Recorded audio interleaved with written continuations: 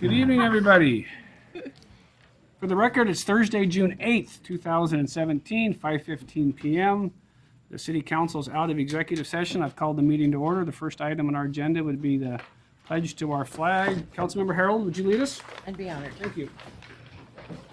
I pledge allegiance to the flag of the United States of America and to the republic for which it stands, one nation, under God, indivisible, with liberty and justice for all. Thank you, Councilmember Harold. Roll call this evening. We have all 7 council members present. First item on this evening's agenda is the consent items, which includes approving this evening's agenda, the vouchers, and the minutes from the previous meeting. Your Honor, I make a motion to approve the agenda, the vouchers, and minutes from the previous meetings. Second? Motion by Councilmember Huffaker, second by Councilmember Bailey to adopt this evening's consent items as shown in your packet this evening. Any discussion? Hearing none. All those in favor say aye. Aye. Opposed? Motion carries. Next item on our agenda this evening would be citizen comment. So if any member of the audience would like to address the council on something that's not on this evening's agenda, this would be a time that you could do so. If you're here for the public hearing items regarding the comprehensive plan and the sewer comprehensive plan, we'll have plenty of time for public discussion during that time. Any member of the audience wish to? Yes, sir. Come on up. Thank you. Name and address for the record. It's Mike Hughes. I live at 1321 Red Apple Road. And I think that the city needs to change the street name up there to Red Apple Dragway. Because needless to say, that's what it's turned into. And so, I could get a petition up, and I haven't done that, but I mean, an awful lot of folks are really unhappy with the crew of 12 approximately young folks that like to race up and down the road, and it's getting really, really dangerous. And there's a lot of folks walk up and down the road with their kids and their dogs, and it's something bad's going to happen. So, and there's plenty of deer that like to hang around in that part of the woods too, that neighborhood area, and so I'm concerned about them getting hit because I've given them all names. So, well, I've only named a few of them, but I mean, if one got hit, I wouldn't like it very well. But I think my understanding is that the traffic division or whatever has been dissolved, or the police department no longer has that. And if that's the case, and we only have one traffic trailer, I'm really interested in you folks buying another one. One's not enough, and at least I know that those do work, and we need to figure out how to afford to buy another one and get it in service. I think that's really important. So which portion of Red Apple Road specifically are we talking about? The whole thing, it's not quite a quarter mile, so I think the kids check Miller their... to Okanagan? Well, no, from Miller to where Skyline Drive begins. Yeah, exactly. It's from Miller to Up Skyline behind the Drive. high school? Well, Right. behind the high school and up. Okay. Mark And there's a lot of knows, events at the track and field there with a lot of traffic, and it's a problem. It's a big problem. I think People that, come down from Skyline Drive at about 40 miles an hour. Yeah. I talked to Mark Houston a while back, a great guy, very helpful about solutions, and I don't have a lot. I might offer them up real quick. I don't have much time to talk about that, but anyhow, I think we need to do something. I intend to solicit the police chief, and if I can, sometime, and have a short chat about it. But the other thing I want to talk about too is the fire hydrant supply system in Wenatchee here. I think it's really neglected. We have one of the best. I've never seen a better water supply system anywhere. And the fire hydrants that we have have been neglected. I've got pictures I took just in my neighborhood right here that describe what I'm talking about.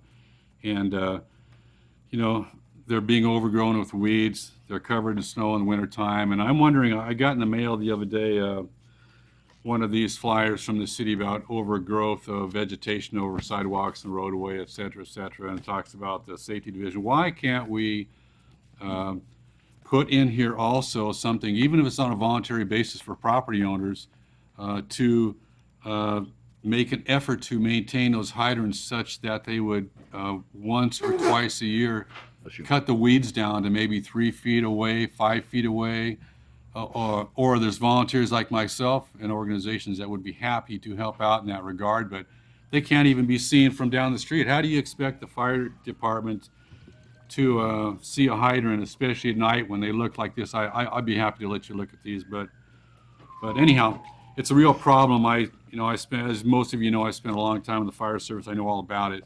And the hydrants need to be flowed once a year to get the root beer out of them.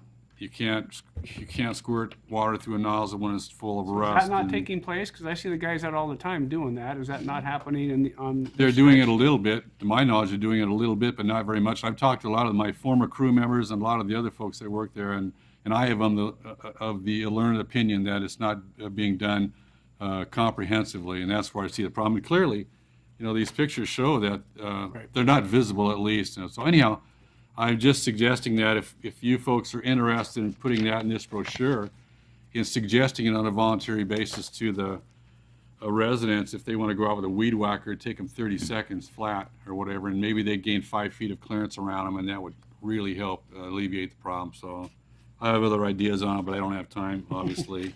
I've already burned through my 3 minutes. I'm probably on minute number 5 now. So we'll get the speed trailer out there. I know it's at another spot right now. We'll get it out there for a while and see if that doesn't help slow people down. But that's obviously a temporary fix, not a permanent fix in terms of the speeding. And Do we? I mean, we only have one. Why can't we have two? oh, we could probably get another one.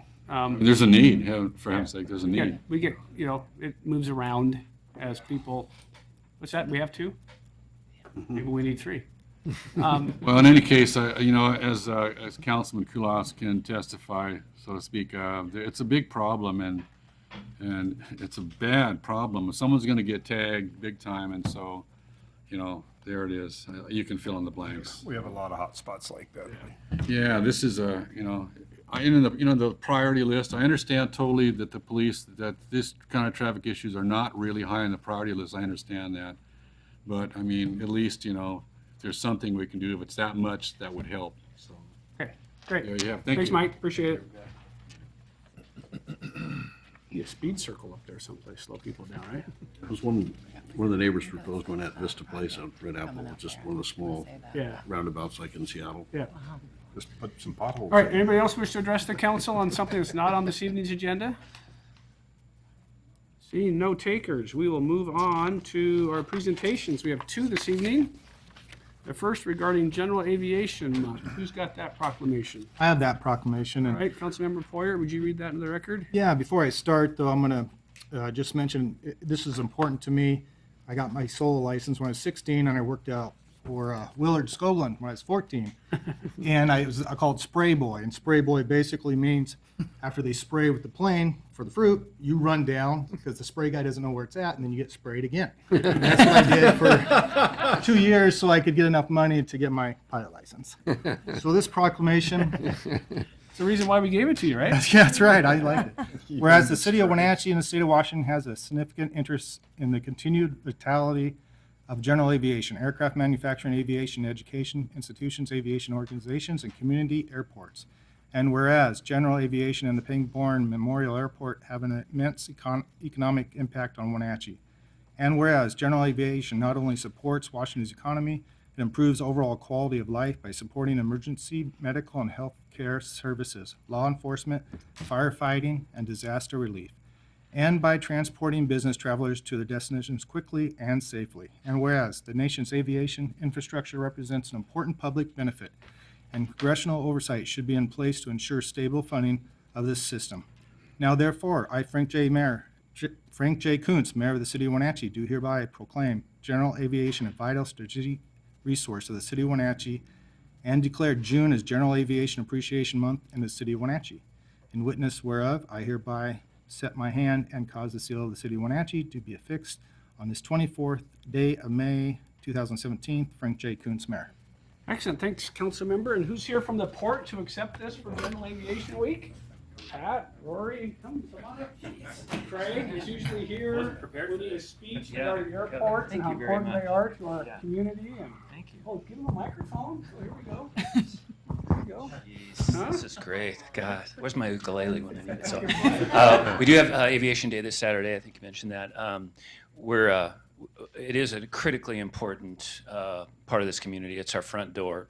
And as you all know, we're pushing towards the direct flight to San Francisco. This is a shameless plug for that right now. But we've raised, I think we're pretty close to 300,000. We're 75% there.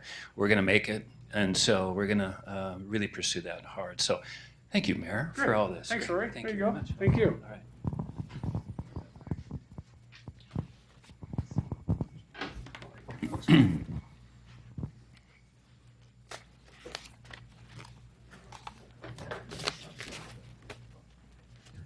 The next one is Julio Cruz Day proclamation. Councilmember Markhart, you got that for the record? I do. A Excellent. proclamation setting Thursday, June 29th as Julio Cruz Day in Wenatchee. Whereas Julio Cruz, a.k.a. the Cruiser, as known to Seattle Mariner fans from 1977 to 1983. Whereas Julio Cruz was born in Brooklyn, New York, and went to college at San Bernardino Valley College and entered the Major League Farm System with the California Angels. And whereas the Cruiser had the Mariner record for the most stolen bases 6 years in a row, stealing more than 40 bases and a Mariner career of 209 stolen bases.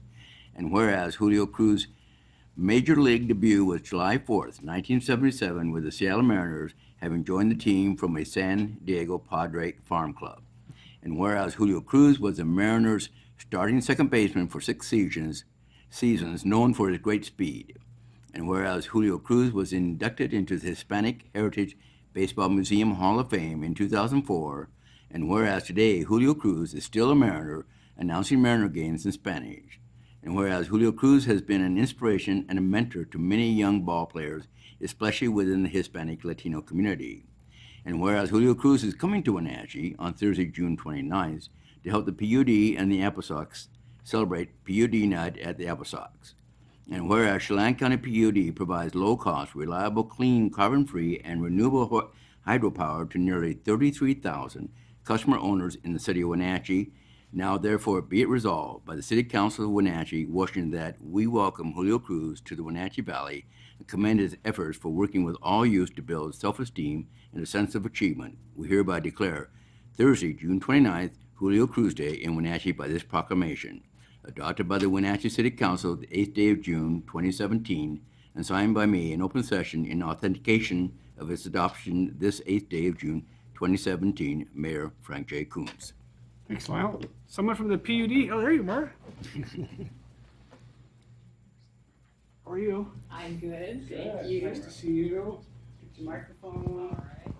Proclamation from Mr. Cruz. Sure. Well, we would like to, I'm Suzanne Hartman, I'm the communications manager at Chelan PUD, and we'd like to invite everyone out to the ball game on June 29th to see Julio. He's going to throw out the first pitch, and he's going to do a little baseball signing and so forth, and he'll be here all day. In the morning, he's going to do a clinic with a group of kids, and it should be a lot of fun. So thank you very much. You bet. Thank you. Thank you.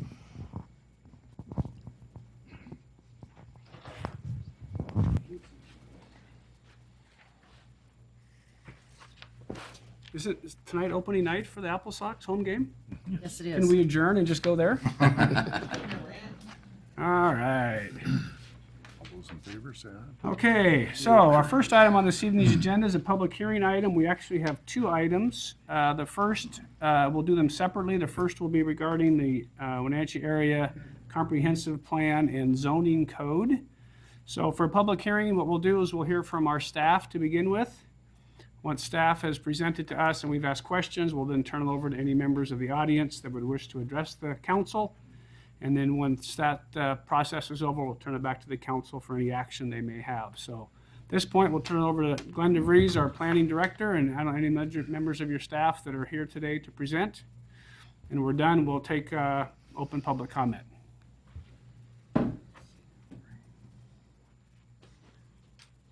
Oh, we got the whole team. Glenn, Matt, Brooklyn, and John. Want to run the show? Sure. Good evening, Mr. Mayor and members of the council. After about 2.5 years of work, we have before you a recommendation on an update to the Wenatchee Urban Area Plan. Every 8 years, we have a requirement to look at our update our comprehensive plan, and and make sure we're meeting state requirements, but it's also an opportunity to make sure that our plan's current and meeting our community's needs. And the Planning Commission did a really good job of doing that. And we also have 2 new sub-area plans before you. We have a North Wenatchee master plan and a South Wenatchee action plan before you this evening for consideration. I know you've had 3 workshops on this, but for your benefit and the benefit of the public, we have more of a visual presentation for you with an outline, and staff can introduce themselves as they go through the presentation. I'm Matt Parsons, Associate Planner. I'll start off with the land use element. Land use element's kind of key to the key component of the whole plan, where we basically address if we have enough land for all the other considerations. And a key component of that is land capacity analysis, and where we kind of go zone by zone and parcel by parcel, analyze the whole urban growth area and see just how it's going to work out if we have enough room. And the result was that we do have enough room for the projected growth. And this was a little bit more detailed than the previous version, so this was kind of redone from the previous plan. A variety of policy changes, some addressing future code updates, kind of providing policy support for readdressing certain procedures, a new infill approach that we've been referring to as missing middle housing, trying to create additional opportunities for housing while still addressing aesthetic concerns and those sorts of things. So new sections regarding coordinated planning, specifically with Chelan County, and how we deal with lands for public purposes. I'm just going to go briefly try and breeze through all of the land use proposed land use changes. We have this one's from the Columbia Street overlay, and we basically restructured it to what we believe is the kind of the intent of the Columbia Street overlay. Some of it extended to areas that weren't along Columbia Street, and so this is the new proposed areas between First Street and Thurston. And that's, in our opinion, is kind of the section of the old warehouses and that sort of thing that's what the plan or the overlay is intended for. And so that's why we proposed that. Kind of in a similar vein, this is an extension of our, this is in the downtown, extension of the historic entertainment overlay. That's a kind of a specific area. It's an additional set of regulations to kind of protect the character of our core downtown. And so we've extended it to the area between Yakima and Kittitas. I have a little screenshot from Google Earth here on the screen. As you can see, it's kind of a similar character to the rest of downtown. We thought we should extend those standards to that area. Here, now we're up in Sunny Slope. This is south of American Fruit Road, and between that and what's currently residential moderate. This is increasing the zone from residential single family to residential low. Just kind of a small increase in density. It would increase support for sewer extension, having additional units there. And it's also compliant with the Sunny Slope plan, where it talks about kind of decreasing density as you go up. So this is kind of a middle ground between residential moderate and residential single family, creating another step there as you head up the slope. Now we're over in West Wenatchee, the west end of Springwater.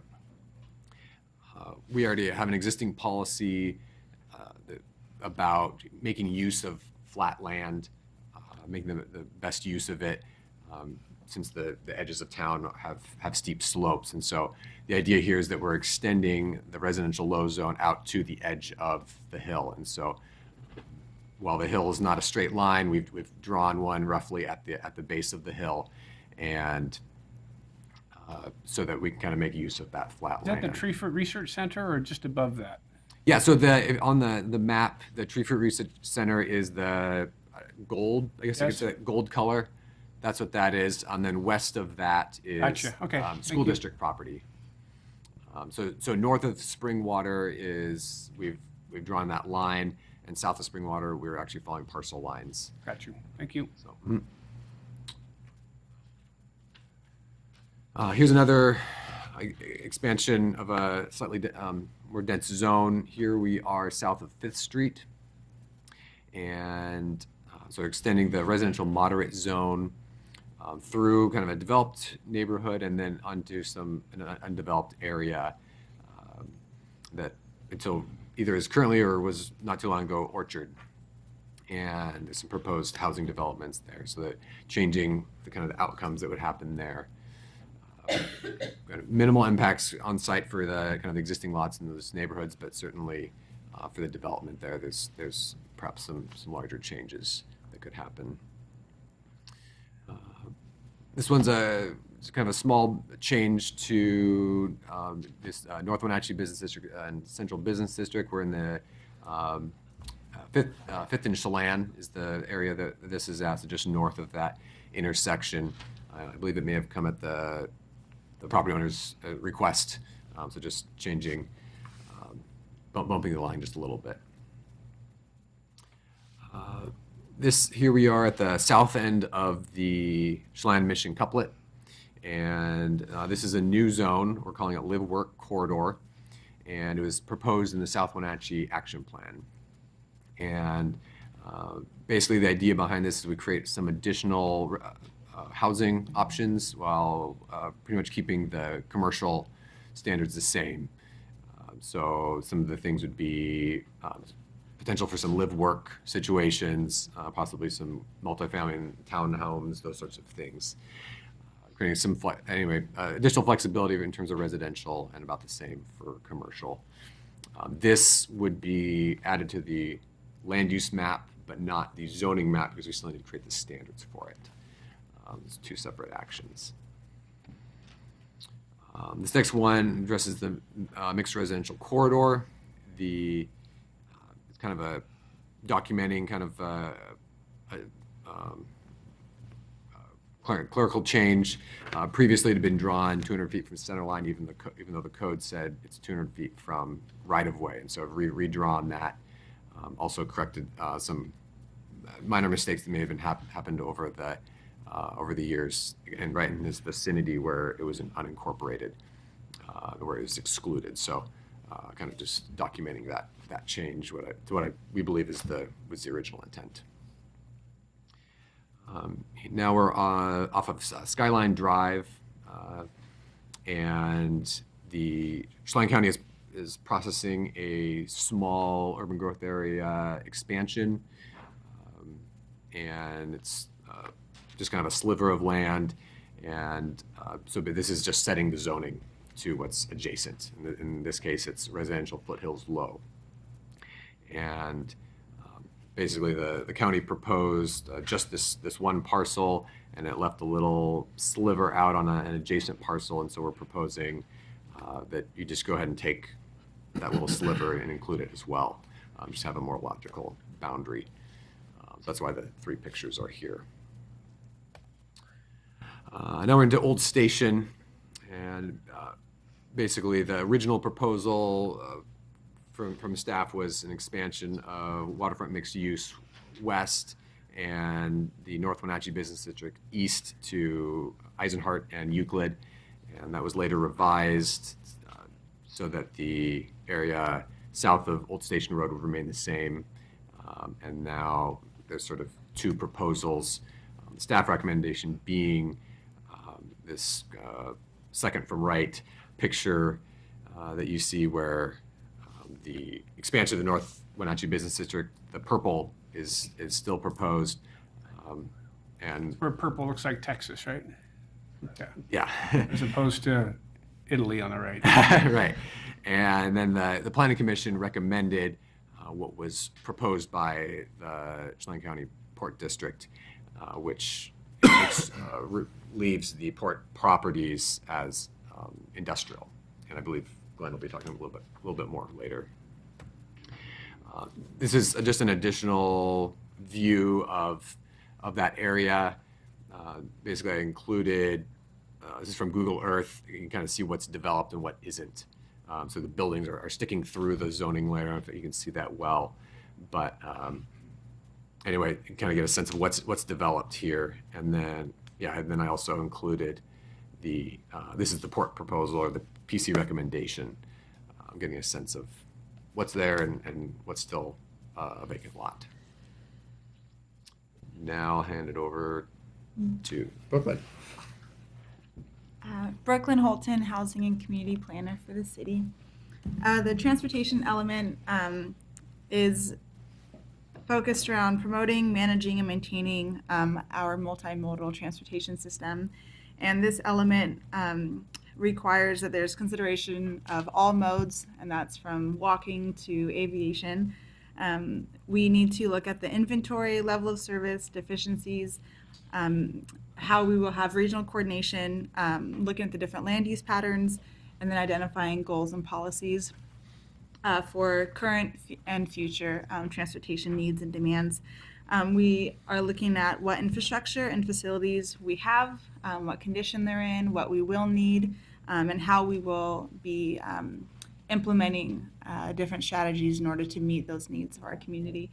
And then, so that's kind of the estimation, impacts, and then the needs. There's different financing strategies that are identified because there's more transportation infrastructure needs and there are funding for those needs. So kind of figuring out the prioritization process and how to fund those.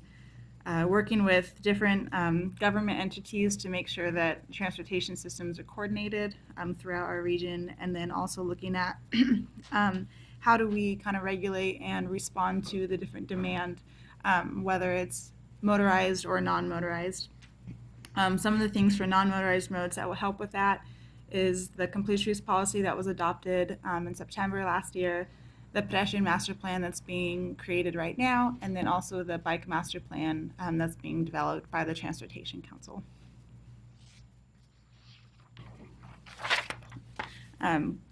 So then we have housing, and this is helping with the inventory of existing and projected housing needs, and how do we manage the growth of our community. We identify goals, policies, objectives, and provisions in order to know how to preserve, improve, and then also develop based on those needs. We look at the context sensitivity of neighborhoods and different districts to make sure that the housing is appropriate, while also kind of touching on what Matt said, is that missing middle housing. So making sure that our community housing needs are met, while also making sure that the community design that they're in is complementary. And then also just matching with the countywide fair share housing policies to ensure that what we are, again, that kind of intergovernmental coordination and making sure that we have the kind of similar requirements and that we're all on the same page for planning and future need, whether it's public housing, affordable, multifamily, mixed income use, mixed income or mixed use. And then also looking at what are different housing alternatives, as well as in parking impacts, and kind of comparing some different dynamics to the housing conversation. Okay. John Ajax, Planning Department. I worked on the economic development element. So this is a complete rewrite of the 2007 version, updated all sorts of statistics and looked at land use and buildings and sales tax and property tax and made it all sorts of new charts and graphs that are wonderful. And then we also added 13 new key strategies, which are very wide-ranging. They cover education, quality of life, workforce, all sorts of partnerships throughout the area. And those are actually pretty much the key themes of the element that they reach out to the other elements in the plan, certainly, but those would be the high-level strategies that we would move forward into development regulations or looking at new projects and that sort of thing. Then the cultural and historic resources, this is an optional element as part of the Growth Management Act. And so there was a new purpose statement that was added to this. Certainly the section was updated.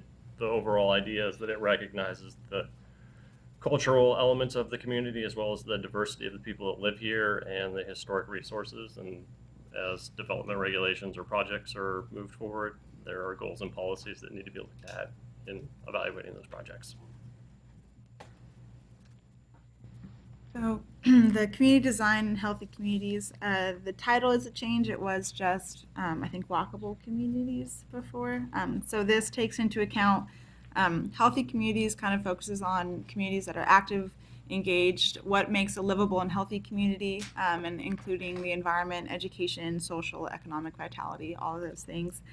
Neighborhoods and associations help to identify how do our community residents interact with each other, interact with their organizations and agencies that provide services, and then also interact with local and regional government. And that really helps in terms of empowerment, identifying leaders, and also just helping the social aspect of the community and leading to the healthy communities.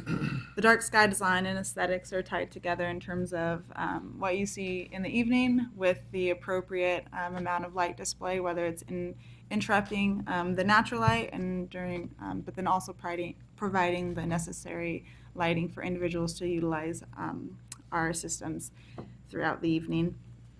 And the aesthetics would just be what you see during the day, so the vegetation or things like street trees or the public art, identifying those items and the necessity behind them and where they should go. And then gateways, districts, and corridors are all together.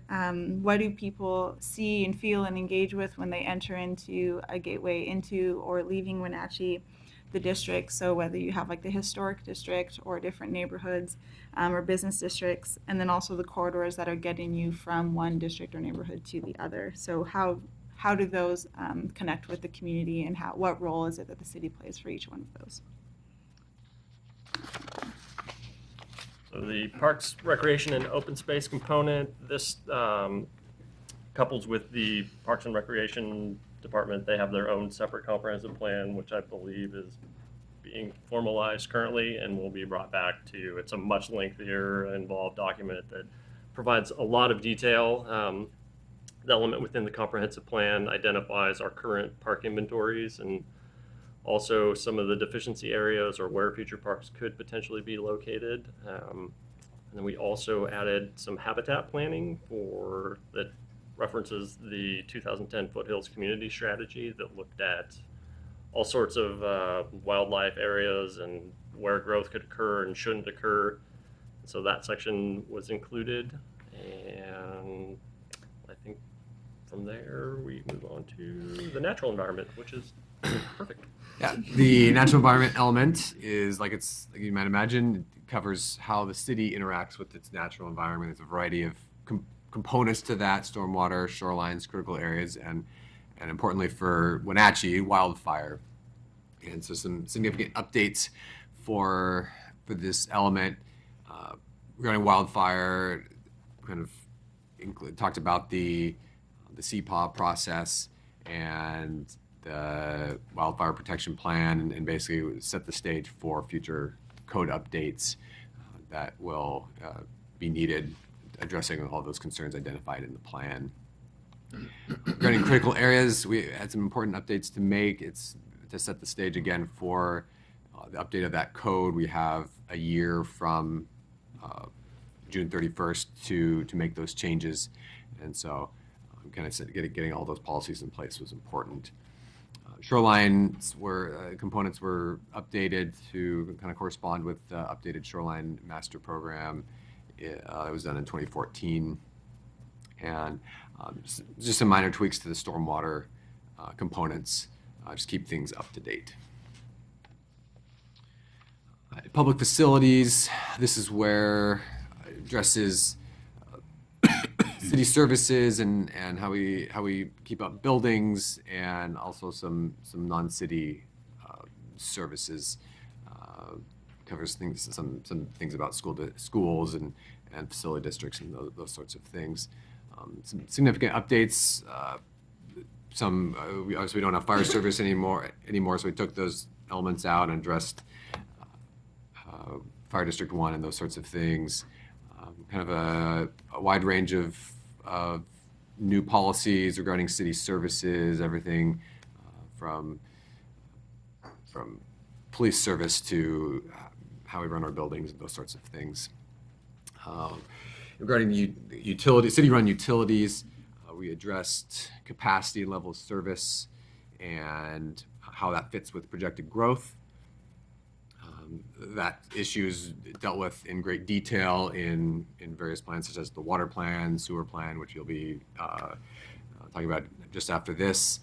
But we included a brief section here addressing that, and of course referencing the plan, basically showing that we've looked at how it will serve increasing population and documenting the improvements that will be needed to continue to serve increasing population. Addressing how we'll deal with ongoing maintenance and long-term planning for the city facilities as the city grows. Also some additional language regarding coordination with the school system. Utilities, these are non-city run utilities as well as, non-city run utilities. Variety of general updates to data, keeping things current. Just like I was talking about with the capacity and level of service with the city, we also had a similar type of language in this element for PUD water service, and of course referencing their water plan. And variety of policy updates regarding solid waste removal, getting electronic data from utility providers so we know where pipes and wires and different things are. Talking about irrigation maintenance and extension, continuing irrigation service throughout the city. And then a few things to keep the plan up to date, the current times, alternative energy sources and electric vehicles. And finally, we have some additional language on aesthetic standards for wireless communication facilities. For the North Plan. So this was a sub-area plan, which is a little bit more detailed plan. Actually, it was really great. It was a consultant-driven process along with some cooperation with the property owners. The highlight here is that this plan is not being proposed to be implemented through the zoning regulations this year, meaning it's a conceptual plan, shows a really wonderful mix of new uses for an area that was damaged by the fires, the Sleepy Hollow fires, specifically the Stimmill warehouses. So it's being proposed to only be adopted in the form of one goal, and that would allow the city to continue to work with the property owners that have been affected to make economic use of their properties in the interim while the city applies for grants to work on some public infrastructure there that would ultimately allow the property owners to have a higher and better use of their property and moving forward. So the South Wenatchee Action Plan is another sub-area plan that we did over the last couple of years with a consultant. And just the main things that have been focus areas of it is education and learning, economic vitality, public safety, arts, culture and recreation, transportation infrastructure, and health and human supports. And some projects that have already stemmed from this is one of the land use changes that are proposed in the comprehensive plan stemmed from this project. The Chelan Avenue project was a big part of that, and there's also been some other kind of just conversations and convenings and different events that are planned around this plan. So it's been a really impactful thing during the planning process and after, including how many action items were identified by the community. So it was a different kind in terms of the city just playing more of a convening role, and hopefully it'll continue to be an active plan, hence the action plan name rather than utilizing sub-area plan in the formalization of it. And that's all. Great, thank you. So before you this evening, you have a resolution for consideration of the Planning Commission recommendation on these. And there at the May 18th workshop, there were several questions, one on proposed changes for the North Wenatchee Business District headed east in Old Station. Just some questions on whether the change or moving some of the designations that were in port-owned areas from the original recommendation. And then there were some questions on the proposed designation changes south of 5th Street and west of the canal, going from residential low to residential moderate. The recommendation from the Planning Commission, as far as the function of the resolution here before you and your considerations, there's a simple motion at the beginning on top of page 8, where if you choose to simply adopt the Planning Commission's recommendation, that motion is provided for your consideration. If you choose to make amendments to the Planning Commission recommendation, there are some steps that were built in here that we could walk you through should you choose to do so. But we'd stand for any questions now or through the process later if you have any questions for staff. So I have just one or two. We'll start with one.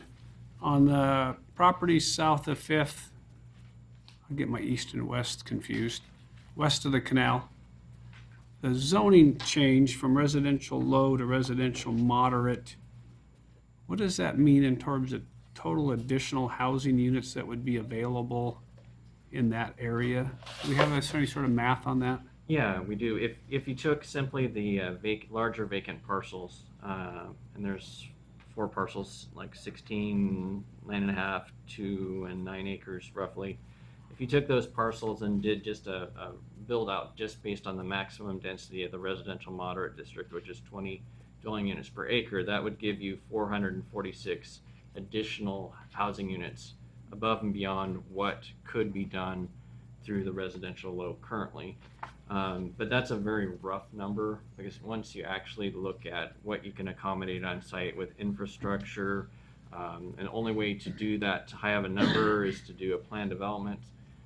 But in doing a plan development, you have to look at that interface with the surrounding uses and make sure that you're doing appropriate designs. And as you do that, so it's highly unlikely you achieve that higher number, but that's just a straight build out. And what does that do for the access of that area? That would have to be, evaluated through process. One of the things that is required through this, it's in a circulation deficient area, and so 2 components are required in order to do development in this area, in order to do development if this designation of zones approved, would be a new road connection to the west, actually to the south, and then a new bridge connection at 2nd Street to accommodate either whether it doesn't change or whether this designation change would occur. In either case, those are circulation improvements that would need to occur in order to accommodate existing density or proposed changes for those. And at the time of development, you'd also be looking at traffic studies for any off-site mitigation that'd be necessary as well. And do you know the number of available units without a plan development? I didn't top of run your that head? number off the top of my head. It's significantly less than. Said 9 acres, and roughly how many per acre? It's 8 dwelling units per acre at the maximum for a residential low. So example, on a 9-acre site, that's 72 units at the maximum. But you could plan development in a residential low and up densities that way, can't you? Yes. Okay. So the standard lot So all size of these the have the ability to up densities based on some Plan sort of a development. plan development or. The maximum on a residential low is 8 dwelling units per acre, but you start at a standard of a 7,000 square foot lot in a residential low. But to go more dense or do a different housing type, you have to do a plan development. Same thing happens in residential moderate. You have a standard lot size of 6,000 square feet, but to get additional density to do different housing types, you have to do a plan development. Thank you. Just to clarify, if a plan development was done, there would be more public hearings over that and so on. Correct. The provisions of code require notification of surrounding property owners, requires that a team is involved, including an architect, designer, engineer, to look at these design issues and how they relate to surrounding properties. Thanks, Glenn. Any other questions for staff while we have them here before we turn it over to the public for their public comment? Since it's on this page here, on the bigger parcel, how come, do you know what the reasoning was not to include that? Slope. So, okay. And didn't, there is existing policy about, areas with more issues as far as slope, trying to increase density on the areas that are flatter. And so we tried to recognize that and be consistent with the comprehensive plan. Thank you. Any questions for staff while we have them here? I know we can always invite them back up after public comment. So, seeing no other questions, we'll let you guys go sit back in your chairs. And so, how many folks in the audience wish to testify on this particular? I got some people that signed up. Raise your hands. How many folks are gonna? All right. So I think we'll just go ahead and take you guys in whatever order you want to come up and talk, and let us know specifically which one you're talking about. And maybe who's our computer expert, so we can bring up on the maps the stuff they're talking about specifically. Matt, you want to do that? So if we're talking about Old Station or Fifth Street or something. No, the PowerPoint or Google Earth? Or? I just think the purples and the golds, the PowerPoint's fine. Okay. Yeah, perfect. So Pete, do we want to start with you? I got Pete on the list. I got Chris Philippi and Dan Frazier, and if there's others, just kind of raise your hand. We also need your name and address for the record. Won't let you get away without that.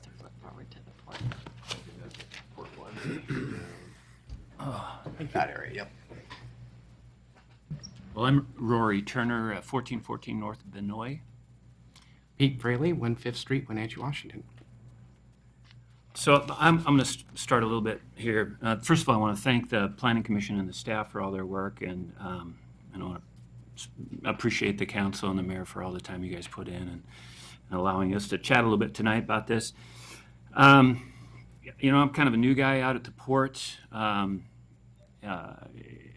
can provide a little bit of perspective. I've been there a year and a half, but one of the things I learned was the history of the port over the last 40 to 50 years. And basically, they started with a pretty good sized chunk of property, and they took a third of it, and over the years surplused it and put primarily most of it back into the private sector. Then they took a third of it and developed it into buildings, mostly industrial, some office. Right now, there's, I think, currently 652 people working in those buildings that are owned by the port to this day. They left about a third of it reserved for future use. And this is a lot of the property we're talking about out there. And I can't be critical of anything. I wasn't there. I'm not going to be critical. I'm not going to take any credit for their accomplishments, and I'm certainly not going to criticize them for maybe hanging on to a piece of property. But now it's different. Now there's a new commission. We have a new staff. We have a new executive director, Mr. Jones back there. We're putting together a new plan. It's on hold right now until we work this through. I can't tell you how important it is for us to maintain the existing zoning for a lot of reasons. But right now, I'm going to explain 2 or 3 opportunities that we have. One is we have an existing tenant out there called AgriFresh, and you might have heard of it in the news. They're doing really, really well, and they're basically an agricultural technology company. They're a spinoff from Dow Chemical. They've got their offices in New York, and they think they have a facility in Yakima, and they have a research facility in one of our buildings.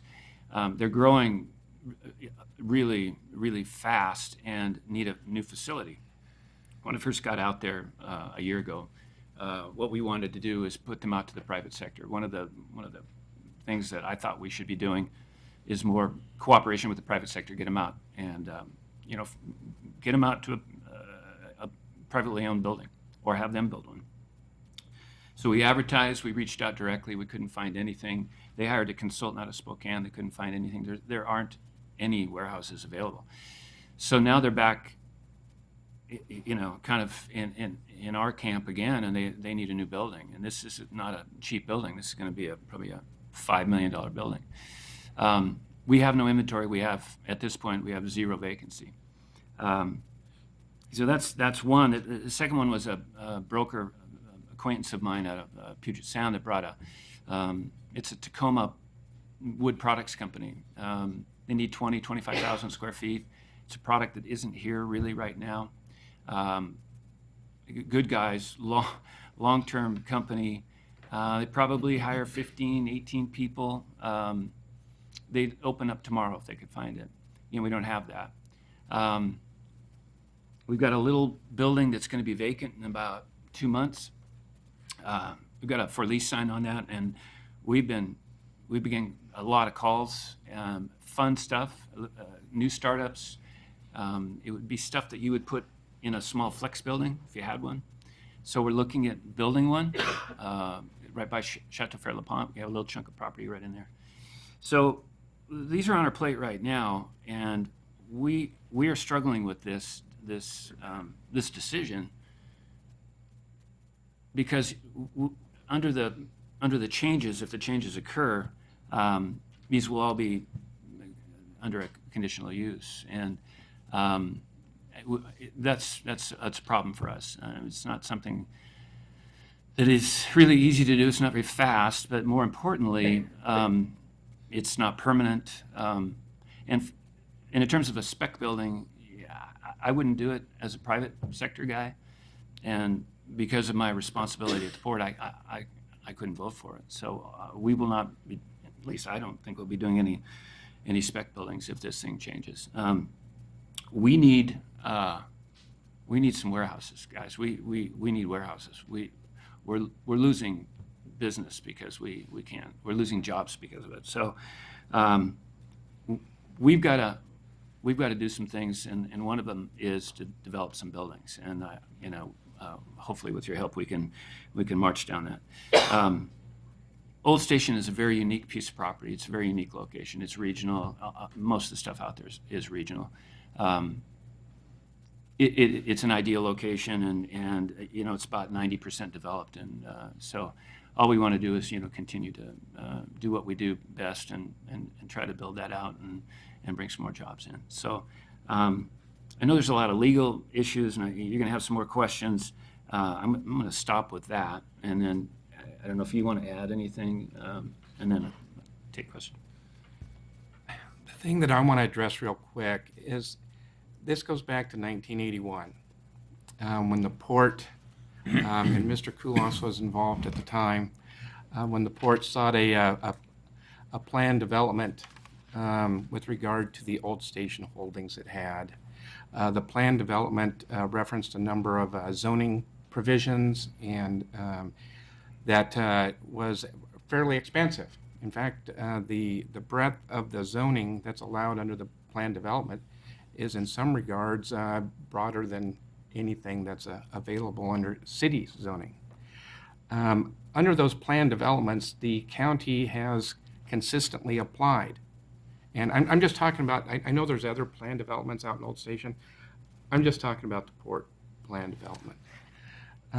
But the county has consistently applied the planned development to recognize a whole variety of uses that were consistent with the zones that are identified in that 1981 approval, including office space, the hotel that's out there. Those are on properties that the port has surplused in the past and sold into the, the private and then developed. So the task I was charged with, because I know there's a disagreement with the city, okay? It surfaced last summer. Initially, when the school district went to acquire some additional property from the port, an administrative interpretation was issued by the city saying that the port is vested, okay, under these 1981 approvals. In 2007, as part of the Sunny Slope Sub-Area Plan, the same position was taken, and the port's vested nature of its 1981 approvals was recognized in the 2007 Sunny Slope Plan. So the charge I was given is, what can we do to postpone or delay or hopefully ultimately avoid an outright conflict with the city over zoning?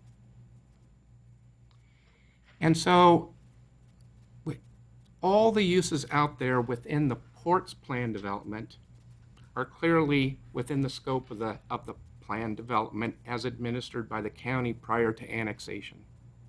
Okay?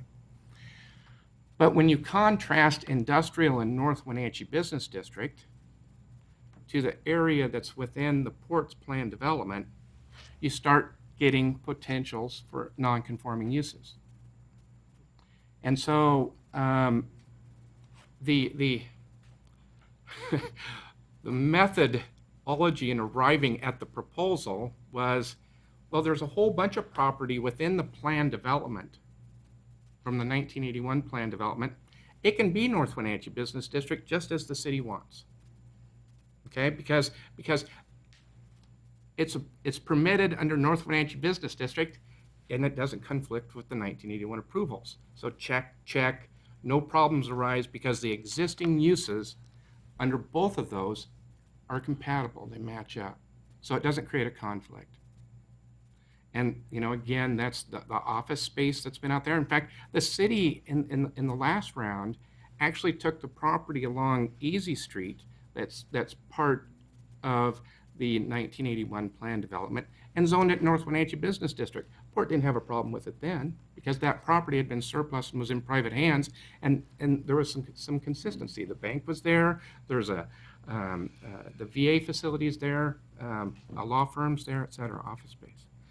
So so do the same thing along Penny. And that's why that strip along Penny is within the 1981 approvals, but it's fine to be North Wenatchee Business District. So it just boiled down to, after I know it was a very difficult decision for Mayor Kuntz to make, but when the Haran block was withdrawn from further consideration, and that's the area south of Old Station Road, okay, as being rezoned and left in its current state as industrial, then we're only looking really at the property between Old Station, Penny, and Eisenhart. Okay, I hope, Far right. yeah, well, And we can see it on the map. okay, but We have it in front of you. okay, so that's the area. And within that area, the port has 11.51 acres remaining of undeveloped property. Okay, and so we just felt that for that remaining 11.51 acres out of a historical plan development that was near 70, that it just made sense to keep it industrial, and that's been our consistent request. It avoids a conflict with the city as long as possible, allows other processes to unfold. This is not a forever thing, it's a now thing, and it allows the port to look at present opportunities that it has, and tell a tenant or someone that wants to expand on port property, all we need is a building permit. And that's the... So what do we do long-term to get rid of the covenants that are restricting development, and then the planned developments if we believe they conflict and are no longer useful? Is there a process to get rid of those? Well, Do we have the port's commitment to work on getting rid of those? I'll talk legal, Rory will talk policy. And it can be a quick answer. I just Yeah, no, I mean, I think that's what we want to do. What we need to do, we understand our responsibility. I mean, we all have the same goal. What we have to do is work through this together and sit down. And legally, I know there's other issues, but I'm really concerned about the CCRs, and I think we do need to talk about that. So I don't know how to guarantee it more than that. Then we want to sit down and go through this. I'm voting for it. I mean, I want to do that. So. We know of projects that have been prevented because of the CC&Rs, and that, of course, frustrates the city that wants From to. the port's, Yeah. the port didn't take the No, I know. position. Didn't say it was you guys doing it, but the In fact, we CC&Rs fought are- hard that for became the one vehicle. very recent one, and that's frustrating. So Yeah. that needs to be cleared. It was an eye-opener. Yeah. So in sum, the recommendation from the city's planning commission, as portrayed on the far right of the screen, Yes. our materials indicate that that was in response, the changes were made in response to written and verbal testimony from the port. Correct. Is what I'm hearing, that's what you support at this point? Right. Yes. Right. Okay, we could have saved 10 minutes. That's right. So, and I have one question for Rory. I know that you are interested in warehouses. Yes. Interested in a different kind of house, the ones that actually people live in. Obviously, we think there's a need in Old Station for housing to help not only with the folks you're trying to bring there. What do we do to get housing in that area in a way that's significant to help the city's problem with housing? Well, I'm not one that believes it should be put in between the warehouses out there. But where I really think we spent about 4 hours today working on a plan for some downtown stuff. I really want to push infill. I want to push downtown stuff. Where there are opportunities, I want to follow them. I don't think putting 400 apartments in the middle of warehouses in Old Station or high-end homes is a good decision. I just don't. But I think we ought to, I'm paying a lot of attention to this. I'm personally trying to do 2 different projects downtown, and I'm trying to do something in East Wenatchee, and so I'm committed to, I have to go home to Laurel every night, who says, have you done anything on housing today? It's either that or Trader Joe's, and so I've got to do this. So, but I don't think Old Station is the home for high-density housing. I just don't think so. I think it needs to be an infill, and I think we can still do it. A lot of challenges right now, though, Frank. The economic challenges of housing is significant, so we've got to get past that. And I think hurdle as that's well. what our council hears daily. Mhm. So. Mhm. All right, council, you have any questions for Peter, Rory? I think you guys did a fine job.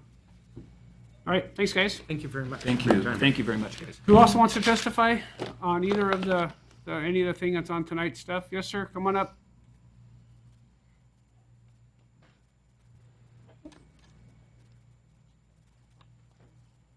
Name and address for the record.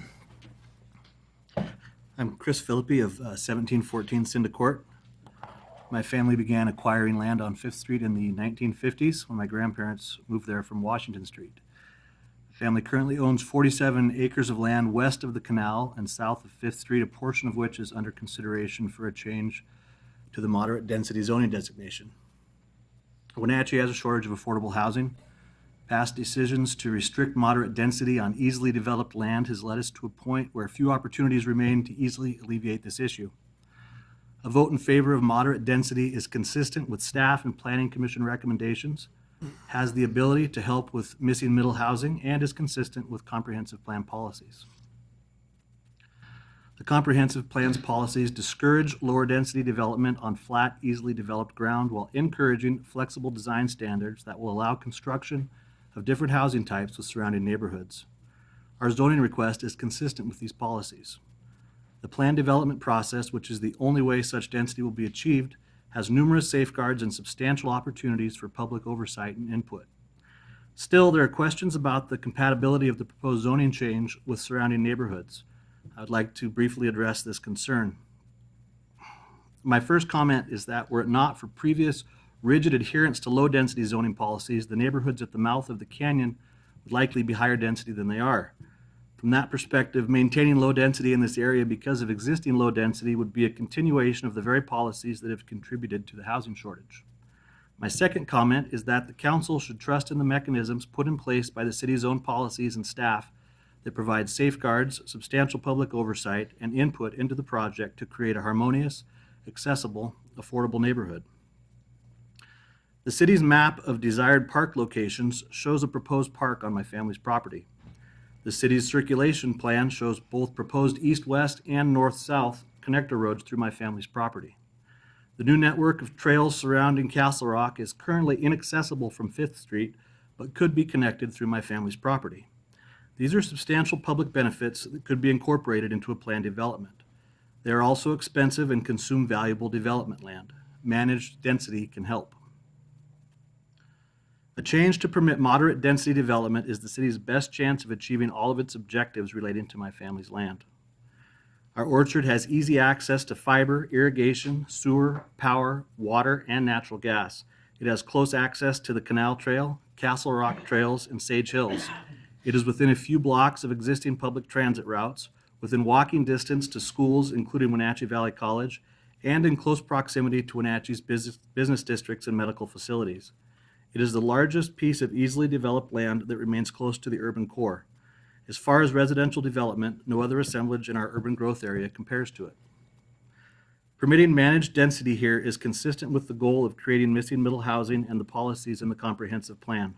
A vote in favor of this change confirms that the City Council is aware of these issues and is actively working to address them. The question that I leave you with is, if not here, then where?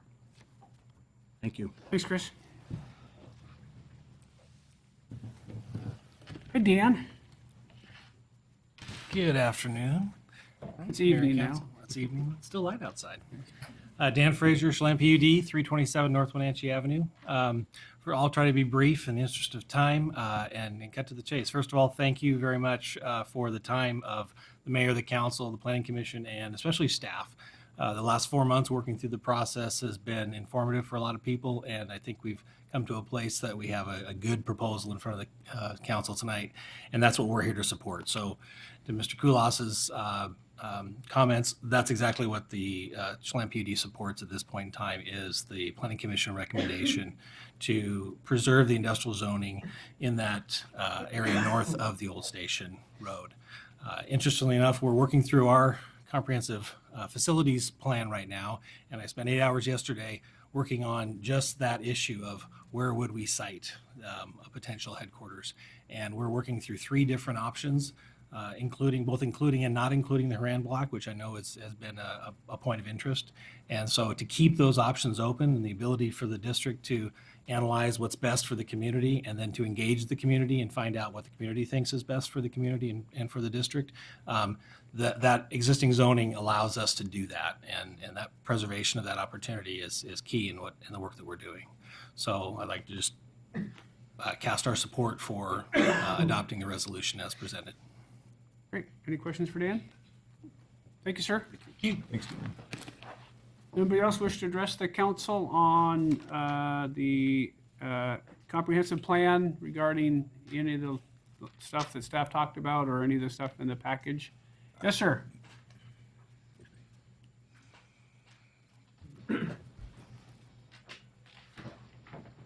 Hi, my name's Scott Davenport, 2500 Westwick Road.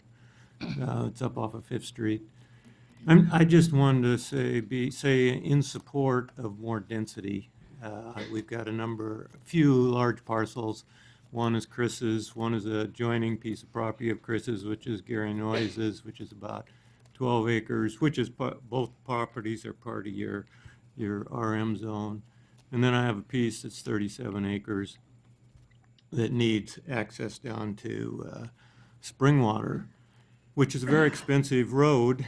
And the only way that the developers can create is with create and put those properties and create an affordable home is through density. And I'm just in total support of more density, not less. And even the height of the buildings, I mean, the higher the building can go, the more density can go on a piece of property. Great. Thanks, Scott. Appreciate it. Anybody else wish to address the council on the comprehensive plan updates?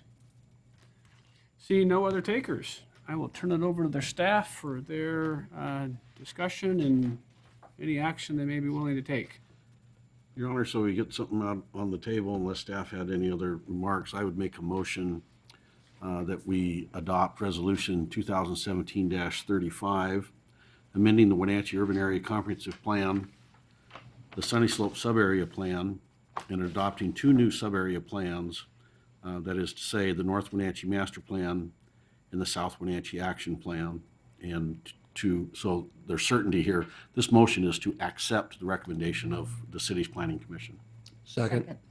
And a motion by Councilmember Kulas, a second by Councilmember Bailey to adopt Resolution 2017-35 as presented in your packet, and specifically the recommendations of the Planning Commission with respect to all of the recommendations, including Old Station and Fifth Street as presented in your packet.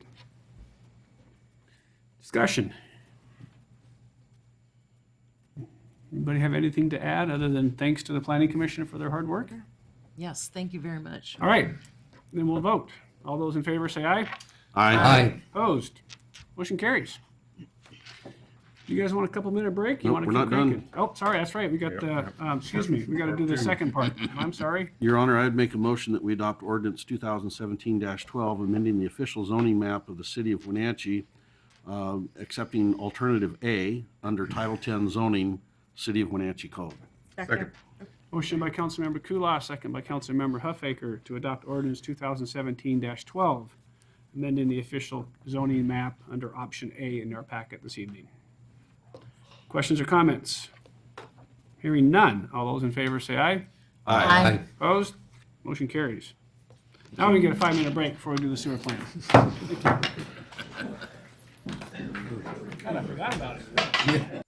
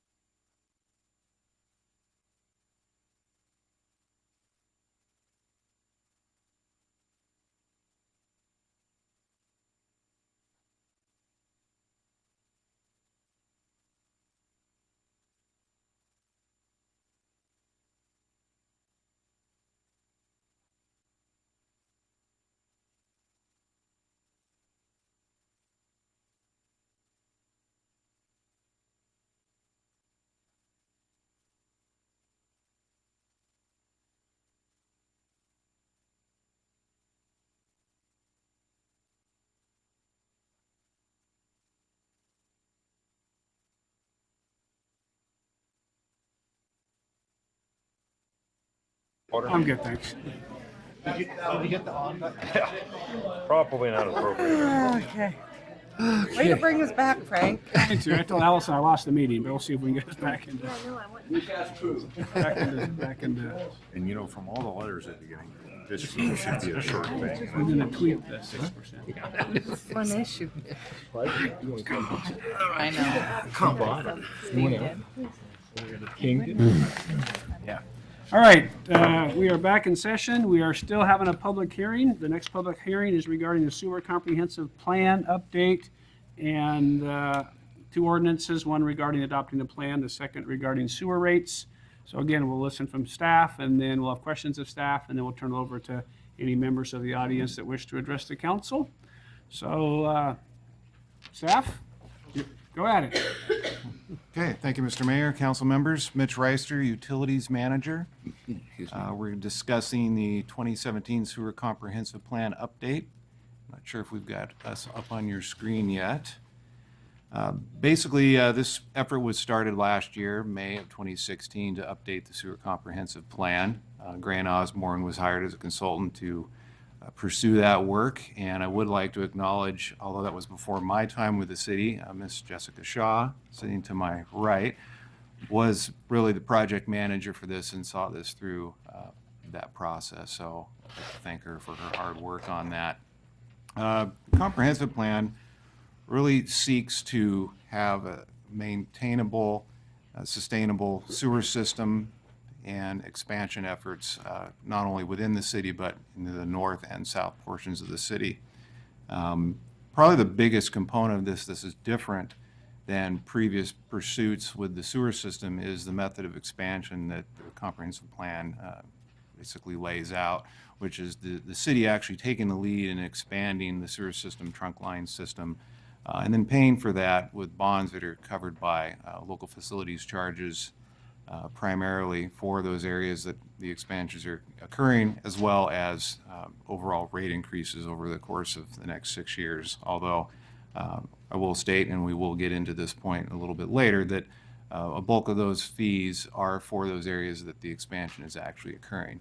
And really the benefit to the city is to ensure, particularly in the Sunny Slope area, that the highest and best use of those parcels will be attainable through having the sewer system in that area, and it would be able to maintain housing and future needs in the UGA north of the town.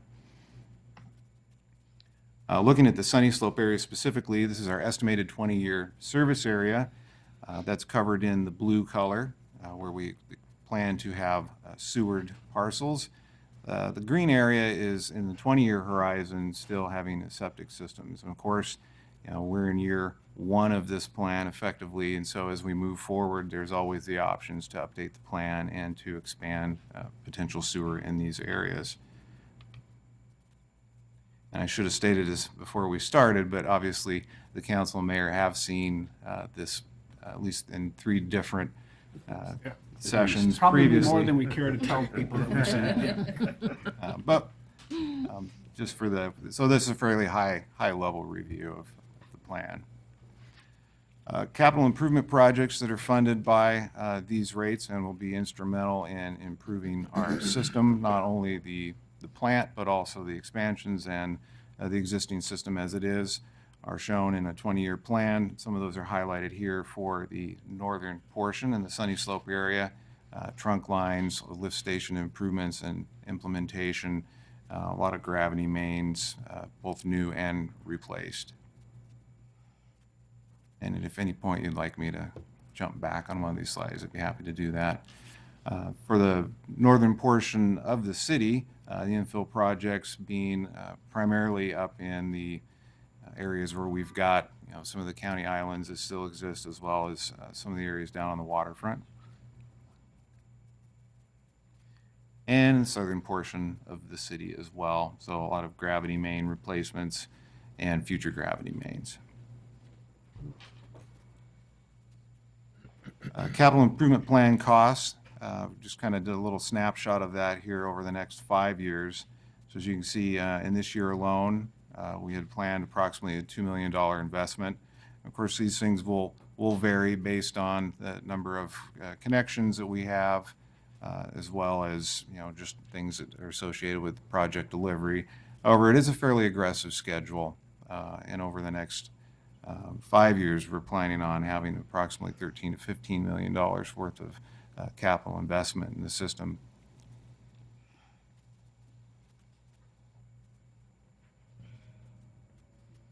Regarding our rate and connection analysis, as I mentioned previously, there's a sewer rate increase for all ratepayers of 6% rate increase per year up to 2022 as per plan presently, with a 4.5% increase in 23 and a 3% increase thereafter.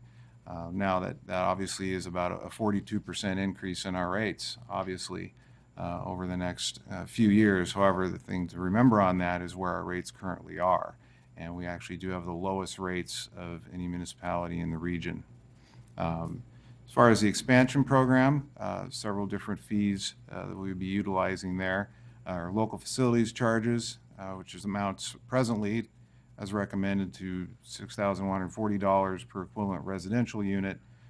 In Sunny Slope, there's an additional surcharge on that for the expansion. That's a primary component of our capital improvement program of $3,810 per ERU, which effectively is $3,800 per connection, since most of the planning in that area is going to be single family.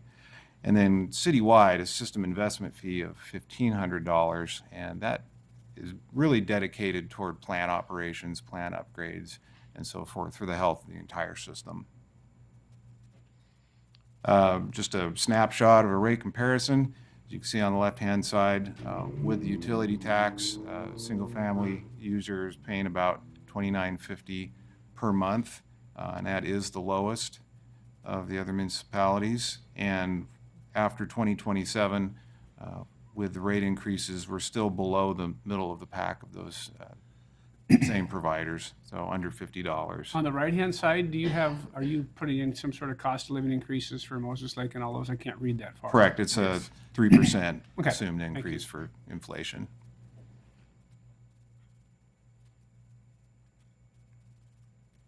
And that's a really quick summary for that. So are there any questions? Yeah, I don't really have any questions. For those of you in the audience, we've been working on this for a year and a half, and we've seen this a number of different times. So I know the council is all up to speed on everything. So any questions for staff? Nope. All right. So whoever wants to run the little machine, and we'll turn it over to any members of the audience who would wish to address the council regarding the sewer comp plan and or the rate increases. I know we've gotten a lot of emails from a number of folks in the Elmwood area, and thank you for those. 6, 8, 10 or more in the last 4 or 5 days. So if you've emailed us, we've got those. And we appreciate it. Yeah. Yes, very helpful. It's nice to see some support. Okay, I don't see any members from the audience wishing to address the council, so I will turn it over to the council for their action. Your Honor, I make a motion that the City Council adopt the City of Wenatchee Sewer Comprehensive Plan update dated May 2017. Second. We have a motion, Councilmember Kulas, second by Councilmember Harold, to adopt the City of Wenatchee Sewer Comp Plan update dated May of 2017 as presented in your packet. Any questions or comments regarding just the comp plan? I have a question on, we have some type of program in place when people can't pay their bill, obviously not the initial to start and build a house, because they must have some money. But do we have something in place for my mom? Financing? Yeah. Yes, we do. Okay, okay, and this will carry on. Yes, it will. Okay. And we are also looking at a future low-income program that we haven't developed yet. I just want to make sure that's noted, and thank you. We actually talked about expanding it in the future. Yeah, we're going to expand it. Currently, it's 50%. The current program for low-income, disabled, and veterans is consistent with RCWs, and people that meet that criteria get a 50% discount on their rates, and they sign up for that every year through utility billing. The other program that utility billing is working on that you'll probably see soon is to provide kind of a one-time assistance with your sewer bill, and that'll be vetted through community action. So there'll be another program on top of our existing program, and we're also looking into a financing program for connection fees, which would assist existing homeowners to finance those fees. So that would help moving from on-site systems to the public system as. It would only be available to the people that already have an on-site system. Right. Yes, Yeah, correct. to help us get them onto the public system. Yeah. Yeah. Good. Give them a way to absorb the cost if they're on a fixed income. Yes. Well, and one of the components of the plan and the code you'll be looking at is some reductions for early connection to the system after the city installs it in front of a parcel. So a 35% reduction in the first 2 years for a parcel where we just expanded the system. So it's kind of along the same lines, encouraging connections. And it will be also that 35% will be to the people that currently today have access to sewer in front that might not be connected. Thanks for clarifying that. And thank you guys for all the work you guys have put into this. Appreciate it. All right, any other questions of staff? If not, all those in favor of adopting the comp plan, say aye. Aye. Opposed? Motion carries. Now, I know we got some issues regarding the sewer rates, so do we want to go over those briefly and then see if any member of the audience wants to discuss that? And I know we've got maybe a tweak or two to when the rates start, so we already went through the rates with us, right? So we really should just. Well, Your Honor, I'd make a motion that we adopt ordinance 2017-11, amending chapter 4.08 of the Wenatchee Municipal Code relating to sewers, rates, and charges. Second. So we have a motion by Councilmember Kulas, a second by Council Poyer to adopt resolution 2017-11, amending chapter 4.8 relating to sewer rates and charges. Do you want to amend the effective Well, date? let's talk about, now we got a motion on the table, so let's have discussion and talk about specifically about the issue that Councilmember Bailey brought to us regarding when the 6% will take place. Yeah, thank you, Your Honor. I kind of read through this stuff, and every once in a while your eyes glaze as you're going through there. But kind of a catch this afternoon, just kind of a quick rundown. I happened to just kind of sort of jumped out at me. In the implementation of the rates as it currently exists here, is it begins on August 1 of this year, 2017. And then the additional increases then continue, it says, in January 1 of each subsequent year. As that stands, that would mean that we would increase to 6% in August of this year, and then it would be a 6% increase beginning of January of 2018. And I have a little bit of a problem with that kind of back to back, as it were, in how close those things come. It's one thing to sort of budget, and plan ahead and so forth and so on, but that's pushing it. So I guess what I would, in our conversation, is I'd like to suggest that we begin the implementation beginning on January 1 of 2018, and then continue on each of the subsequent, so that we have at least a year between. We can either start August 1 and go to August 1, or however you want to do it, but at least there needs to be a year spread in there. So that's my my thinking on that at this point.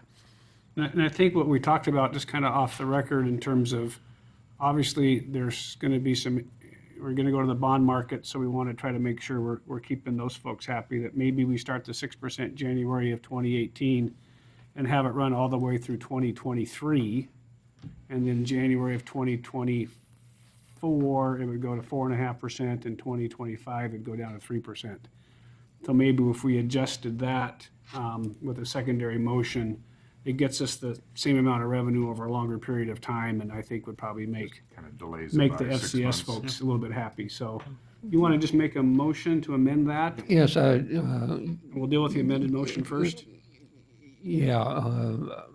I would move to amend the ordinance? The ordinance chapter, amend the ordinance so that in the section, the City Code 4.0 8.035 under rates that we begin the rate increase beginning January 1, 2018.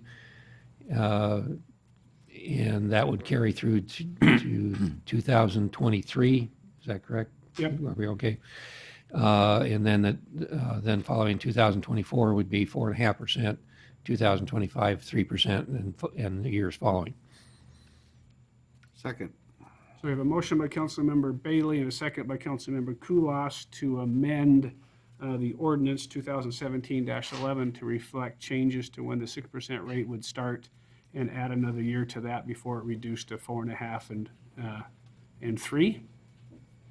Any discussions on the amendment? Thanks for the catch, by the way. Hearing no discussion, all those in favor say aye. Aye. Opposed? Motion carries. So now we're back to adopting the ordinance 2017-11 as amended. Any discussion? Hearing none. All those in favor say aye. Aye. Opposed? Motion carries. Thanks, guys. Thank you. Mitch, thank you for being here. Jessica, thanks for all your work. Matt, I know you've been going at this for a while. Gary, Jeremy, thanks, guys. Thanks, audience members, for being here. So this must be a change from our existing rate. All right. That's a change. Action items. So they're delaying that. First item regarding appointment to the And it goes Planning to Commission. January 123. That's 6%.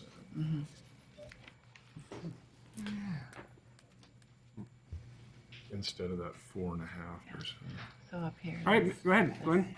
Good evening. We have a recommended appointment on the Planning Commission to fill our empty seat. John Brown was previously previously a planner with the city of Wenatchee for 10 years.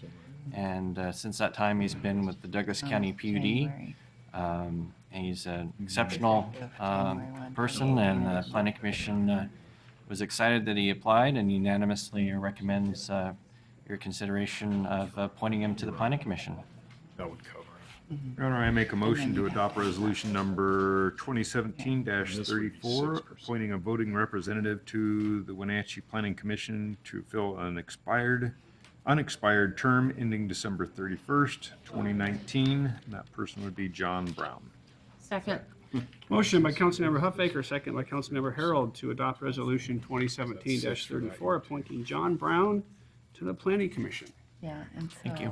Any questions? It would be. Hearing none. All those in favor say aye. Aye. Opposed? Motion carries. Or 3% from. He looks well qualified. Yes. Yeah, really nice guys. They're lucky to get him. That is a Yes. great addition to the commission. And then we're gonna Bid stretch award it out for one more Mission year. and Crawford improvements. Gary Owen. Good evening, Mayor and Council. I'm Gary Owen, City Engineer. Have a little bit of an odd request with this one tonight, being the council won't be meeting on the, I believe it's the 22nd of this month. We were going to open bids on this project. We're out for advertisement currently. So what I've done is ask for the council to authorize the mayor to award the project if our bids come in and fit our financial policies with respect to the project budget, and everything looks good as far as our typical analysis and a recommendation of a low responsible bidder. That will keep the project from potentially being pushed down the road another couple of weeks and construction finishing up late in the construction season, later than we would like typically for mostly for paving. We had reasonable response to the bidding packet.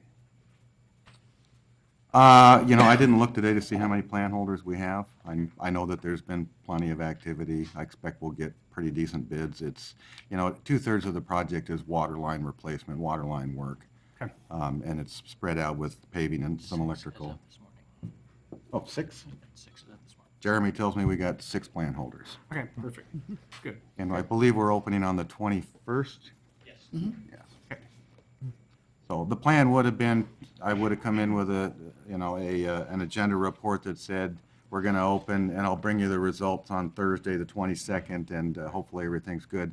So in lieu of having a meeting, it would be great if the council could authorize the mayor to work with us to award that if we get good bids and and get the trust you. contract. I don't know, I'm nervous. Define good. 10%. 10% below our- engineer's our- estimate? No. Yeah. No, that's good to me. Our financial policies are, our project stays within 10% of its currently approved budget, and that's been a moving target, but right now, the last finance committee meeting, we've got a pretty good handle on that. All right, thanks, Gary. So I'd entertain a motion if we had one. Your Honor, I move to authorize the mayor to award project number 1409 to the lowest responsible bidder with the recommendation of Public Works staff, and further authorize the mayor to sign the construction contract documents. Second. Motion by Councilmember Harold, second by Councilmember Huffaker to authorize the mayor to award project 1409 to the lowest responsible bidder with the recommendation of Public Works staff, and authorize the mayor to sign the construction contracts. The second being Mr. Markart. Oh, and excuse me, second by Councilmember Markart. Sorry about that. And what I'll do is I'll report back the very next meeting, let you know how we did and what the bid was and who the lowest responsible bidder was. In fact, we'll just put it in the packet. Just put a little thing in the following packet of who we chose and all the bid stuff. Perfect. Right? Any discussion? Hearing none. All those in favor say aye. Aye. Opposed? Motion carries. Next item, project 1511, supplement 3. Yeah, project 1511, this is our consultant agreement with NCE Engineering that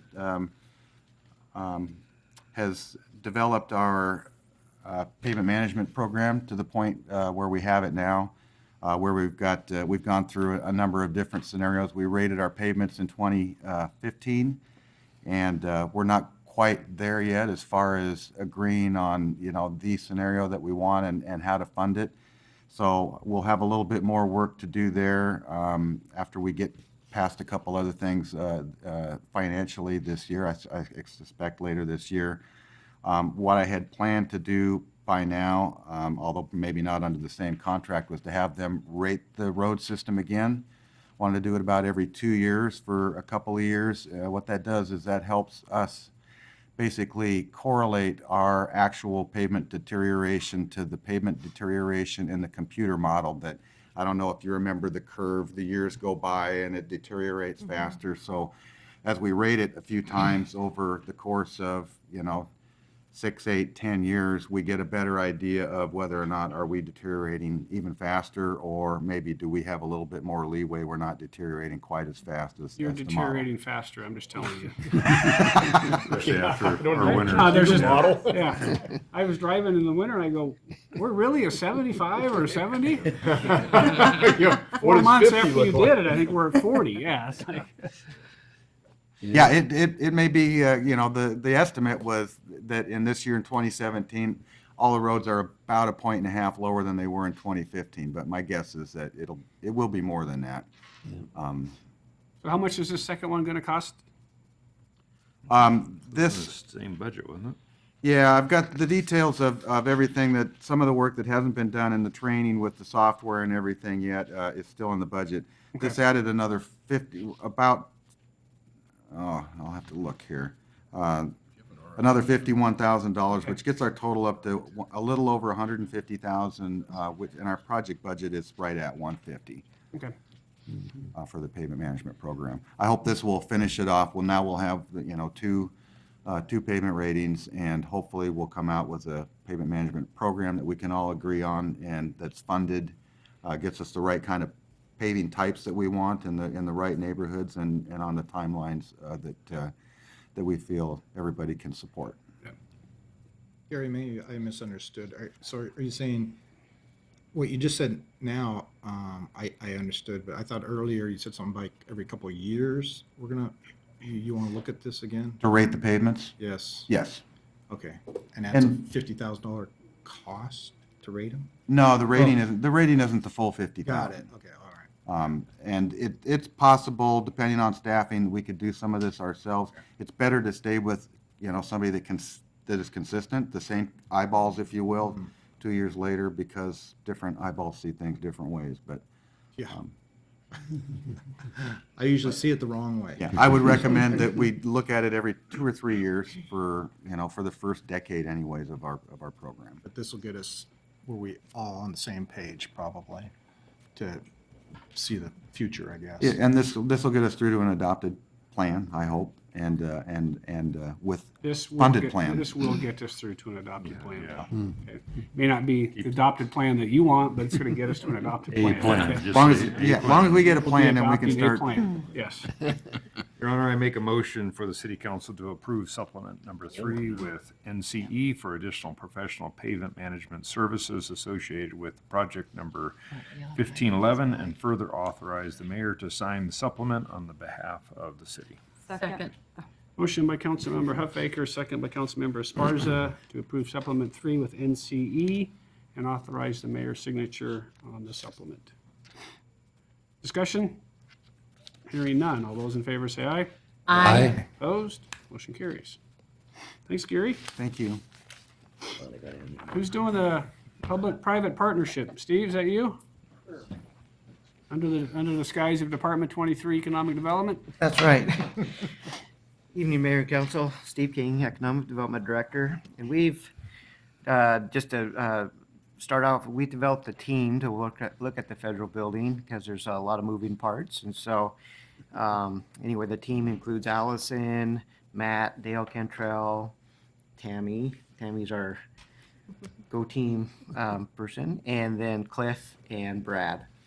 So this agenda item is concerning the federal building. And last year we had a little study done before the federal building went on the auction block to look at it for potential for City Hall. So we were able to get some analysis done of the building and understand what our needs would be at a high level.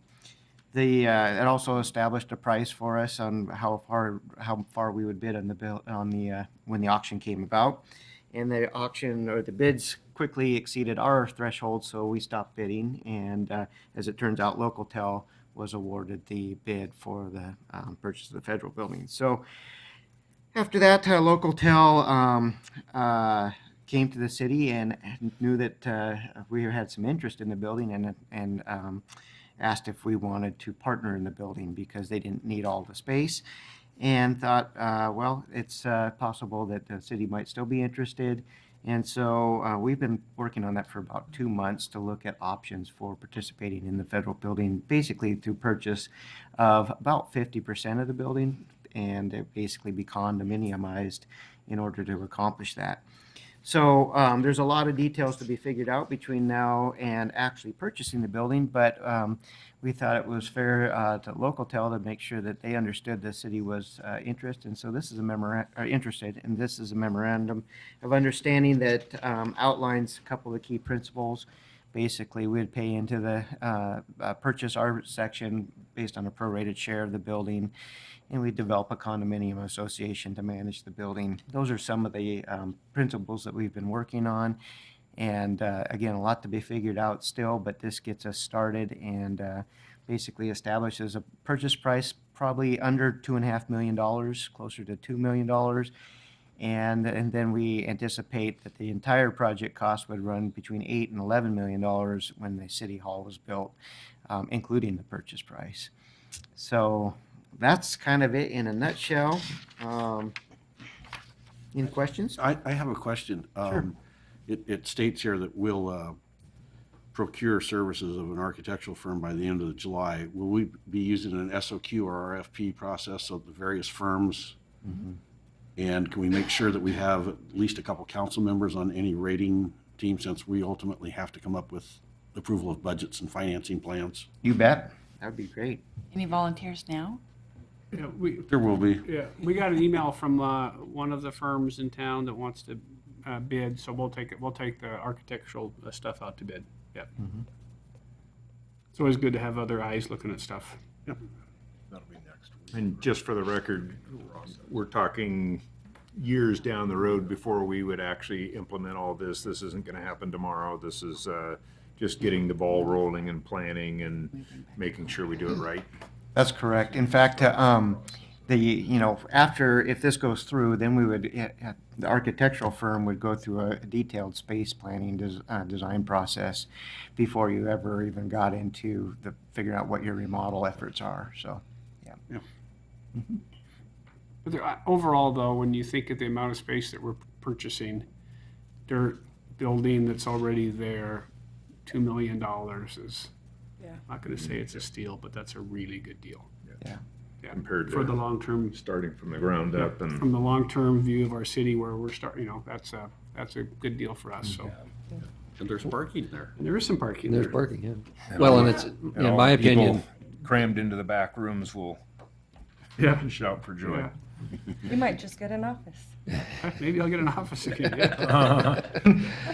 well, in my opinion, this is a much better deal for us as a city rather than having bought or tempted to buy the whole thing. That was just trying to swallow an elephant, I think, when I looked at that. So this gives us plenty of room to expand, but it also allows us Gives to us share. a partner if things don't turn out quite as well. Yeah.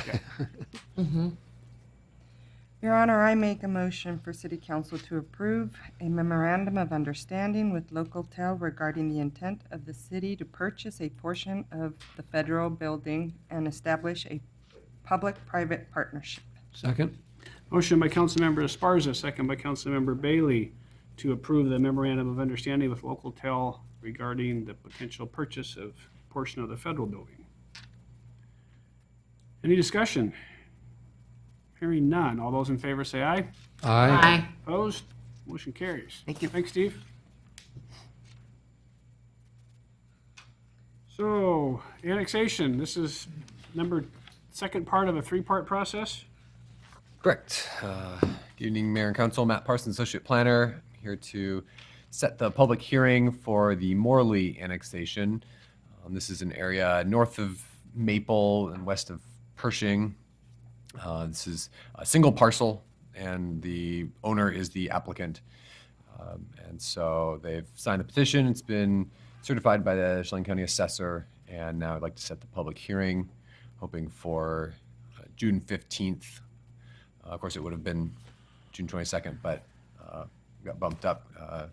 So hoping to set it then rather than later, just to keep things moving along. All right.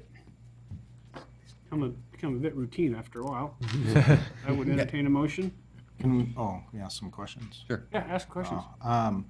So how big is this one gentleman or lady that has this property? Like, is it a single-family home, or? Yeah, you probably weren't here when we did this the first Yeah. time. Wasn't here. Yeah, we attempted. Sorry about that. Yeah. A little bit. We attempted, so this guy actually owns facing Maple Street. You And have his the map. house is, so his house is like in the middle, and he went to refinance his house, and they said you can't because some of your property's in the city and some in the Oh, I county. remember this. Yeah, so Okay. this is just, every time you do this, you gotta see him 3 times. Got it, okay. So this is just Yes. number 2. Thank you. Matt, are we okay on by moving that up? Is there the whatever the days that you have to have him in between there? Yeah, I think I reviewed it, and I think it's not a time commitment. That it's Tammy already submitted to the paper, so that's in the queue, and I just have to go out and post a sign at the site. Okay, so we don't have like a 30-day or any of right. those kind of things. Yeah, Okay. unfortunately, there wasn't any type of time commitment that way. As long as we get it in the paper and get it posted on site, then we're good. Good. All right, so I entertain a motion. Your Honor, I'd move that we adopt resolution number 2017-36, fixing time for public hearing on petition for annexation of an unincorporated area north of Maple Street and west of Pershing Street, also known as the Morley annexation area. Second. Motion by Councilmember Bailey, second by Councilmember Markart to adopt Resolution 2017-36, fixing a public hearing date for the Morley annexation. Any discussion? Hearing none. All those in favor say aye. Aye. Opposed? Motion carries. Thank you. Good. Mayor's report. I do have a couple of things. Our staff, Tammy, myself, and I'm sure all of you have been hearing from the community regarding the lady who's living on the sidewalk more near Wenatchee Avenue and 9th Street, just for the community's knowledge and for you folks. Someone from Catholic family visits her either daily or every other day. Your police department visits her either daily or every other day. The folks at Catholic family have made a decision that she's not a harm to herself or to the community. She's getting food, she's finding a bathroom. We offer her services, the whole gamut of services. She is not accepting any of them. There's nothing really we can do about that, although I've gotten a number of phone calls, people calling me saying we need to do something. There's just nothing we can really do. So I just want you guys to know that we are doing all that we can do legally. If something changes and she becomes a harm to herself or a harm to the community, there's something we can do about that. But at this point, other than it looks odd, there's nothing we can do. So I just want you to know that we are following that as closely as we can. Brooklyn, who left, you remember doing the Complete Streets ordinance? Saw that memo So today. whoever's in charge of Complete Streets ordinance gave us 100% and an award. So we got a nice Growth award to America. Brooklyn. Oh, And yay. so I was going to say something to her in the middle of that, but so we should be proud of her and all the work that she's done. I have been traveling with city staff, as you know, so we have been to Spokane to look at Kendall Yards. We've been to Seattle and met with the developers on 2 or 3 different occasions. So as you've heard us say, we are out chasing developers. We are looking for those kind that want to do great things in our city. So we've had great response. We don't have anything on the future planned right now, although we think we're going to get 2 of them. They're going to come this way and visit us. So again, we're excited to. Seattle is starting to fill up and there's not as many opportunities over there. So we're trying to get some folks interested in coming to our valley on a number of different projects. Allison, what else? Because we've been in and out, so our Public Works Economic Development Committee will meet next Tuesday, so we'll be back on that every other week schedule. And then just be prepared that next week we have work session items plus council items because we didn't have the quorum on the 22nd, so we put everything together. We got some folks going to AWC, so we're gonna. Yes, the following week we've got 3 out at AWC. We do have the directors meeting this next Thursday, and then we do have a couple of items that needed to have action before the end of the month, so we'll have a special meeting on June 29th and Finance Committee on June 29th. But the 29th meeting is going to be less than about half an hour because it's also the grand opening for the Saddle Rock Trailhead. Right. So I'm gonna be there. it's okay to come in shorts and a golf shirt for that meeting if you're going to go out to the trailhead. You're telling us that's what you're wearing, huh? Allison, what on our work session next week, the topics? So we will have an update on fireworks from Mike Burnett. We will have a conversation about administrative abatement. And then the big topic, Tammy sent out the electoral process, the report. So we'll have an update for you. We've got new maps from our consultant. We'll have information from Steve Smith on the Voting Rights Act and just review that whole process with you so we can establish. We're not going to do the homeless steering committee? That will come, and the homeless, that'll be part of the action items. Oh, So, okay. Yes. Okay. Mhm. Yeah, it's a, so we've updated on the voting rights stuff, so I think I'll give you guys some more information on that. Your Honor, I will have to be calling in for the meeting next week. Okay, that's fine. All right, anything else on council stuff that you guys are working on? Did you come up with a date with Brenda at Solid Waste to have her come? So we are meeting with Brenda on July 6th. Staff wanted to sit down with her, review budget, review the solid waste plan. The solid waste plan is out for comment through the end of July. And so when we meet with her, we'll set up a date to have the interlocal agreement come to council. And do we have a lead staff person on that? Is Aaron going to do that, or are we just going to have Jessica, and how are we going to handle that? Well, Matt and I and Brad are meeting with Brenda, and we will chat and determine that going forward. Okay. So we're still So whoever our lead staff is going to be needs to hook up with Keith and keep those communications going, whoever that's going to be. And Keith, do you want to join us at that July 6th meeting? What time? It's 11 a.m. What date is the 6th without me It's a having? Thursday. Thursday. I will do my best to make that work. Where at? Here at City Hall. Okay. Thank you. All right, anything else for the good of the order? I have an announcement. Yes? Dog Days this Saturday. That's right, Dog Days at the Town Toyota Center. Yes, from 10 to 3. Bring your dogs. Okay. Dog days? Dog puppies. Yeah, you go down and they got Woof, woof. all the dog vendors will be there and you can get your hair cutted and shows and whatever they're doing. Yeah. All about So doggies. bring your dog to the I Town have to Toyota Center. take my dog. You will. Does it apply with? No, Town Toyota Town Center. Toyota Center. Okay. Sponsored by the Wenatchee World, and I don't know who else is doing it. But Parking and stuff.